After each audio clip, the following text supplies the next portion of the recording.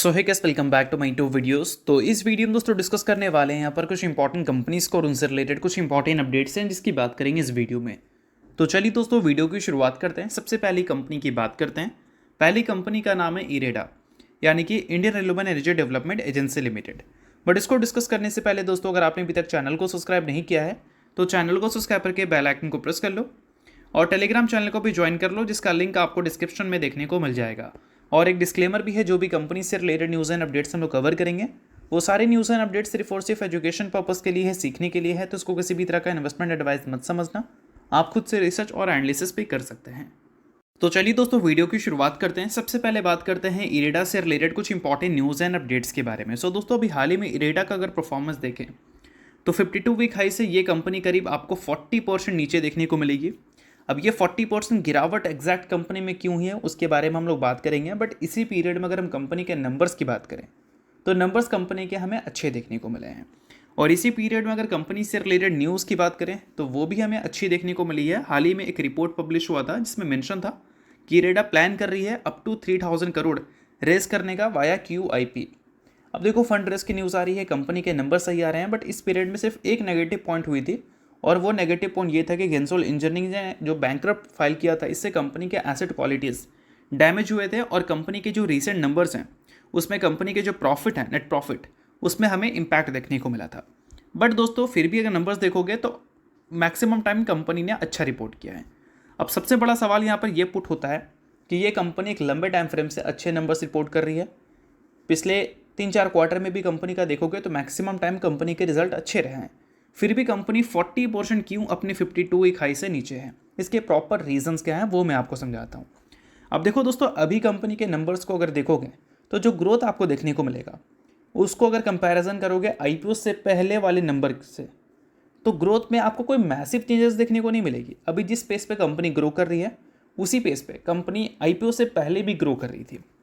और जब हम बात करते हैं वैल्यूशंस की तो जब ये कंपनी का IPO नहीं आया था तो फिर इस कंपनी का प्राइस टू अर्निंग मल्टीपल्स अगर उस टाइम का चेकआउट करें तो 8.47 का देखने को मिलता था। आफ्टर IPO इस कंपनी का जो प्राइस टू अर्निंग मल्टीपल था वो 7.4 का हमें देखने को मिल रहा था। ठीक है, अब 7.4 का मल्टीपल को अगर कंपैरिजन करोगे current price to earning multiple से तो करेंटली कंपनी का प्राइस टू अर्निंग मल्टीपल्स कहाँ दिख रहा है, लगभग 22.8 का, यानी कि जो पोस्ट IPO का प्राइस टू अर्निंग मल्टीपल्स था वहाँ से भी 3 टाइम्स ऊपर। तो 3 टाइम्स कंपनी का वैल्यूशन तो अपग्रेड हुआ है, तो क्या उस पीरियड में कंपनी के अर्निंग्स आपने 3 गुना ग्रो होते हुए देखा है? नहीं देखा है। इसी वजह से बोल सकते हैं कि कंपनी के जो अर्निंग्स हैं अच्छे तो आ रहे हैं बट फिर भी मार्केट इस कंपनी को लगातार तोड़ती हुई दिख रही है। तो ये बेसिकली उनको एनालिसिस करने की ज़रूरत है जो फोमो में जाते हैं। आफ्टर लिस्टिंग ये कंपनी की परफॉर्मेंस बहुत अच्छी थी, लगातार इस कंपनी की हाइप बन रही थी, फोमो क्रिएट हुआ था। फोमो को देखकर जिसने भी इन्वेस्ट किया होगा या फिर इस कंपनी को ट्रैक किया होगा वो फंसे पड़े हैं। बट जिसने वैल्यूएशन को समझा होगा, एनालिसिस समझा होगा, उसको पता चल रहा होगा कि ये कंपनी अभी के टाइम पे क्यों लगातार परफॉर्म करती हुई नहीं दिख रही है और लगातार अपने ऊपर से नीचे क्यों आती हुई दिख रही है। तो ये सारी चीज़ें सिर्फ एजुकेशन पर्पज़ के लिए, इसको रिकमेंडेशन अपन समझना किसी भी तरह का। कहने का मतलब ये है कि एनालिसिस की ज़्यादा ज़रूरत है अभी इस कंपनी में, ना कि इस कंपनी में कोई बड़ी एक्सपेक्टेशंस की। ठीक है, तो इस चीज़ को ध्यान में रखना। कंपनी बुरी नहीं है, बिजनेस बुरा नहीं है, बट सिचुएशंस अगर देखोगे तो अभी के टाइम पे सिचुएशन कंपनी के लिए फेवरेबल नहीं है।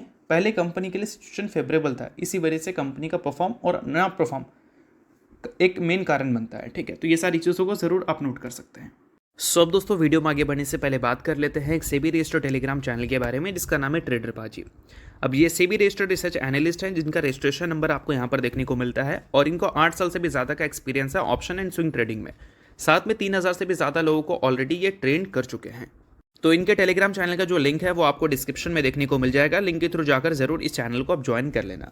ज्वाइन करने का सबसे बड़ा प्लस पॉइंट ये है कि काफ़ी सारी कंपनी के टेक्निकल्स को प्रॉपर एनालिसिस कर यहाँ अपडेट किया जाता है, जो कि अभी आपको यूट्यूब पे तो देखने को नहीं मिलता, जिसको आप यहाँ पर आकर ज़रूर चेकआउट कर सकते हैं। उसके अलावा दोस्तों मार्केट से रिलेटेड जो समरी होती हैं वो सारी चीज़ें आपको यहाँ पर देखने को मिलती हैं। मार्केट से रिलेटेड जो इंपॉर्टेंट न्यूज़ एंड अपडेट्स होता है वो भी आपको यहाँ पर देखने को मिलता है। साथ में सेबी रजिस्टर्ड टेलीग्राम चैनल है तो इनके कॉल्स वगैरह भी दिखते हैं, जिसको भी चाहो तो आप चेकआउट कर सकते हो। तो लिंक डिस्क्रिप्शन में है, लिंक के थ्रू जाकर बिल्कुल फ्री ऑफ कॉस्ट आप इस टेलीग्राम चैनल को ज्वाइन कर सकते हैं। तो चलिए अब बात करते हैं अगली कंपनी के बारे में। सो अगली कंपनी का नाम है दोस्तों हिंदुस्तान एरोनॉटिक्स लिमिटेड, यानी कि HAL। सो दोस्तों अगर हम HAL की बात करें तो हाल ही में HAL से रिलेटेड एक रिपोर्ट पब्लिश हुआ है किसके तरफ से भाई, तो रिपोर्ट पब्लिश हुआ है Stockholm International Peace Research Institute की तरफ से, जिसमें उन्होंने बताया है कि HL लास्ट ईयर 8.2% से ग्रो करी थी अपने रेवेन्यू को, और उन्होंने दोस्तों टॉप 100 रैंकिंग निकाला है उन कंपनीज़ का जो कंपनीज़ ग्लोबल आर्म प्रोड्यूसर है, ठीक है। और उसमें इंडिया की कंपनीज़ की अगर हम बात करें तो सिर्फ 3 कंपनी ही जगह बनाई है, जिसमें एक नाम आपको HL का देखने को मिलता है, दूसरा नाम आपको BEL यानी कि भारत इलेक्ट्रॉनिक्स का देखने को मिलता है, और तीसरा नाम मैजगॉन डॉक शिप बिल्डर्स लिमिटेड का देखने को मिलता है। अब HL की बात करें तो अपने जो टॉप पोजीशन है उसको वो एज इट इज़ मेंटेन कर रखी है, रिटेन किया है उसको कंपनी ने, और रेवेन्यू कंपनी ने $3.8 बिलियन जो रिपोर्ट किया है, इससे कंपनी का जो पोजीशन है वो एज इट इज़ मेंटेन रहा है। बट अगर हम ग्लोबली देखें तो कंपनी ने अपने पोजीशंस को लूज़ किया है। पहले कंपनी का जो पोजीशन था वो 42 का देखने को मिलता था, मतलब टॉप 42 कंपनी में ये कंपनी आती थी आर्म प्रोड्यूसर के तौर पर। अब ये कंपनी 44 कंपनी के बोल सकते हैं सॉरी लिस्ट में 44 नंबर पे आ चुकी है। तो ये सारी चीज़ें आप ज़रूर नोट कर सकते हो। और दोस्तों अगर हम बात करें अगली कंपनी के बारे में, सो अगली कंपनी का नाम है वारी रिन्यूएबल टेक्नोलॉजीज लिमिटेड। बट इसको डिस्कस करने से पहले अगर आपने अभी तक सेबी रजिस्टर्ड टेलीग्राम चैनल को ज्वाइन नहीं किया है तो उसको जाकर जरूर आप ज्वाइन कर लेना। लिंक आपको डिस्क्रिप्शन में देखने को मिल जाएगा। काफ़ी कुछ न्यूज़ एंड अपडेट्स आपको वहाँ पर देखने को मिलती है, लाइक एनालिसिस की बात करें या फिर कंपनी या इंडस्ट्री से रिलेटेड अपडेट्स हो गई, वो सारी चीज़ें।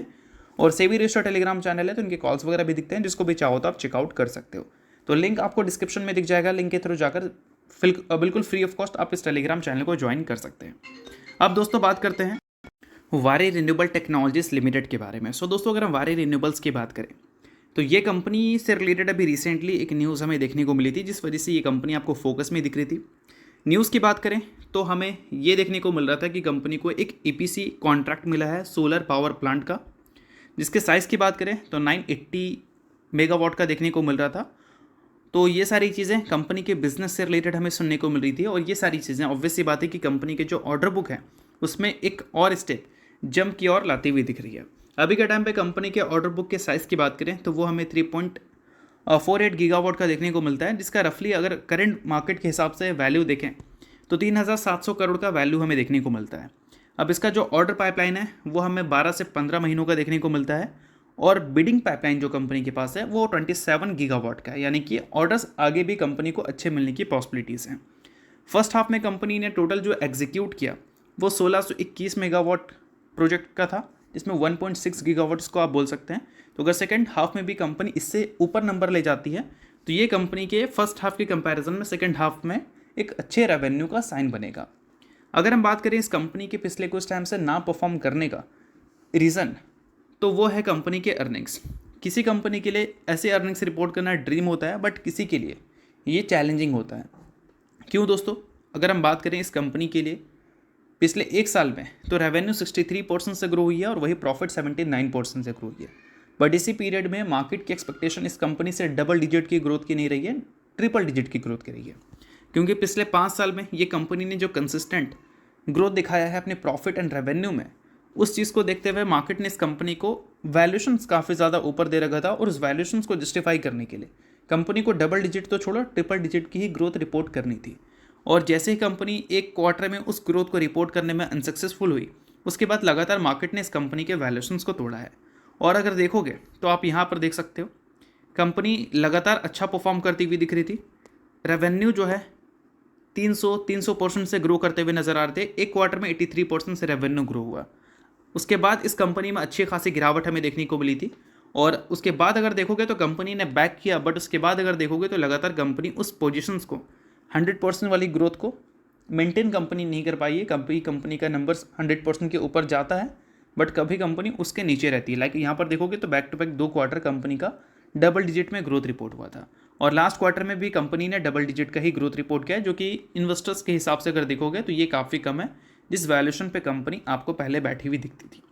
और अगर हम बात करें इस कंपनी के शेयर होल्डिंग पैटर्न के बारे में, तो अभी रिसेंट जो अपडेटेड शेयर होल्डिंग पैटर्न है उसमें FIS ने अपने स्टेक्स को इंक्रीज़ किया है, DIS ने अपने स्टेक्स को लास्ट क्वार्टर में भी डिक्रीज़ किया था, इस क्वार्टर में भी डिक्रीज़ किया है, और पब्लिक के स्टेक्स पे डिक्रीज़ होते हुए दिखे हैं। FIS के इंटरेस्ट ज़रूर इंक्रीज़ हुई है पिछले कुछ क्वार्टर्स में, या फिर बोल सकते हैं काफ़ी क्वार्टर्स में।